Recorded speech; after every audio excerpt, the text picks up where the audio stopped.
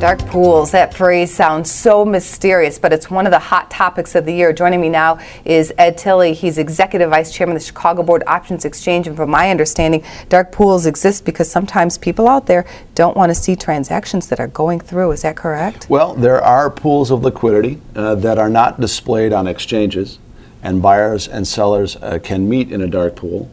Their trades matched, and a trade reported to a trade reporting facility, or a TRF, and all that is done off exchange.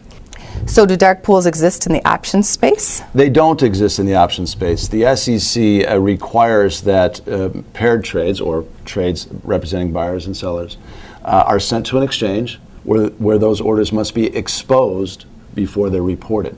So in the options space, we really don't have true dark pools.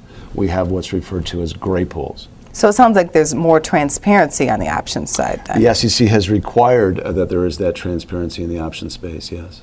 And on the equity side with the dark pools, I hear that some of the controversy or the problems with that is that these big transactions are going through that people can't see, and they're going through because some people are afraid that maybe they're going to move the market. So what do you see as the controversy happening with dark pools? Well, whether or not the trades are big or that they're small, much of the controversy comes from the exchange space, where the dark pools have been really riding on the regulatory structure and all the obligations that the listed markets must maintain and live up to without having to do that. So you're able to match orders off exchange, rely on the exchanges to maintain regulation, and there's much pushback and controversy coming from the exchange space.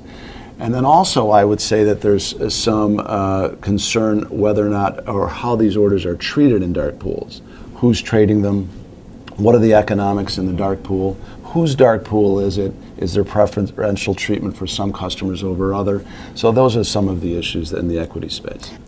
Let's take a closer look at gray pools. You described that earlier. So is there any controversy surrounding gray pools or any potential downside out there? Yeah, I don't think there's a whole lot of controversy with a gray pool. And quite simply, a gray pool is referring to liquidity that is matched off exchange, but then ultimately, because of SEC requiring it to, that trade is then sent to an exchange for exposure and then ultimately reported through the exchange reporting facility.